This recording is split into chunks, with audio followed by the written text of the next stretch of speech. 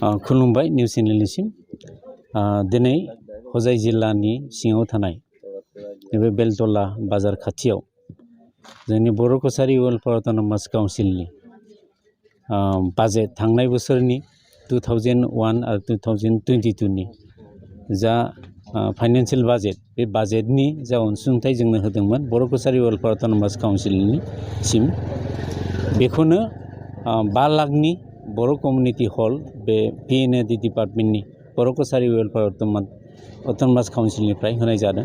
आरो बे जिहेतु जायगायाव हानि जेंना आरो बेयाव गोबां फरायसालिनि जेंना जिहेतु बर' कछारी अनसायगाव हायुङारिखौ बिथांमोना आसा खालामदों बे जेंनाफ्रा सुस्रांजागोन होननानै समाव बे बेलायाव बिथांमोननि जा हानि जेंना बे दङ। फरेस्ट राइटनि जाफोर एक्ट बे एक्टनि मथे जोङो खामानिखौ मावगासिनो दङ जे traditional forest dwellers recognition of forest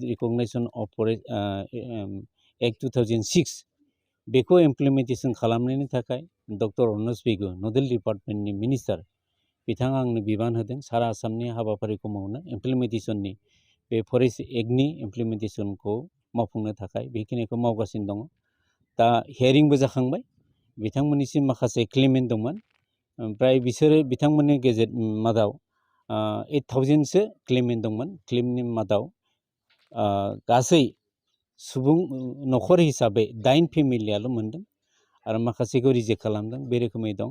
आरो बेखौ रिभिउ थांनाय 6 जानुवारि बे रिभिउ खालामनानै गासैखौबो जायफोर रिजेक्ट जानाय आरो जायफोर केन्सेल जानाय बिथांमोनखौ रिभिउ खालामनो थाखाय बिथोन होनाय जादों आरो बे हाबाफारिया जागासिनो दङ।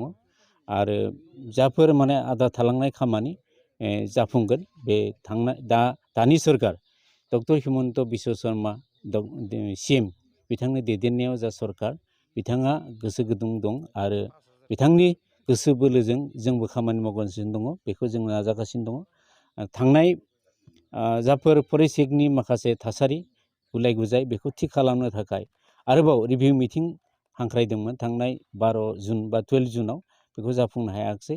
दैबानानि जेंना दं सारा आसामावनो बेखौ लानानै दा थिग खालामनो हायाखै। नैबे समनि गेजेराव जोङो रिलिफ मोनोबा CMखौ बुंनानै जोङो रिभिउ मिटिंखौ थिग खालामगोन आरो थाबैनो मोनफुंनायनि खायदाखौ हाबाफारिखौ लागोन होननानै जों आसा दं।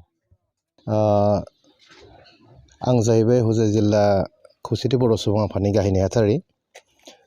जों दा गोदानै जिथु मोनजेननो हानाय बर' कछारी वेलफेयार अट'नमास काउन्सिलनिफ्राय जिथु 5 लाख रांनि जिथु अनसुंथाइ मोननाय नैबे 5 लाख रांनि अनसुंथाइ मोननायखौ जोंनिनो जिथु बर' कछारी वेलफेयार अट'नमास काउन्सिलनि जिथु चेयारमेन जोंहा डक्टर गाम्बारु मुसाहारि सारानो गावनो बेखेवफैदों। जों गोजोननाय मोन्दों फैबाय थानाय समाव जोंनि नैबे 5 लाख रांजों जाहाथे जों न'खौ मोजाङै मोजां लुफुंनो हायो आरो बेखिनि न'खौ लुफुंनायाव जिखिनि जों 5 लाख रां मोननाय अनसुंथाइ बेखौ जाहाथे जोङो खामानिखौ मावजोबनायनि उनाव रांखौ जों मोनफुंजोबनो हायो जों आसा दं मोनफुंगोनबो होननानै।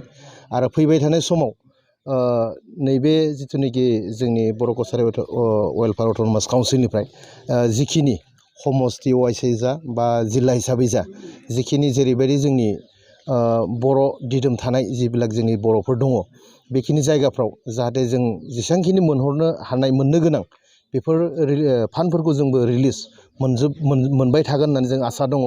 दा बेनिखायनो जोङो नैबे दिनैनि जिथुनाखि बाव गिबि जोंहा काउन्सिलखौ मोनजेननाय गिबि जिथु 5 लाख रां जोंनि बर'फोरनि रंजासालि बा जिरायसालि जोंनि गथै जोंनि हजाय जिल्लानि नैबेयाव जोंहा गोजोननाय दङ। जाहाथे फैगौ समफ्राव जोंनो बेबादिनो जोंनि काउन्सिलनिफ्राय जोंनि जेবিলাক दैदेनगिरि बिथांमोन गेदेमा बिथांमोन दं बिथांमोना जाहाथे जोंनो फान्डफोरखौ रिलिज होनानै जोंखौ थांनानै थानायनि थाखाय मोनसे सुबिदा होयो जों बिनि थाखाय बिथांमोनखौ जों गुरै खावलायनाय थागोन।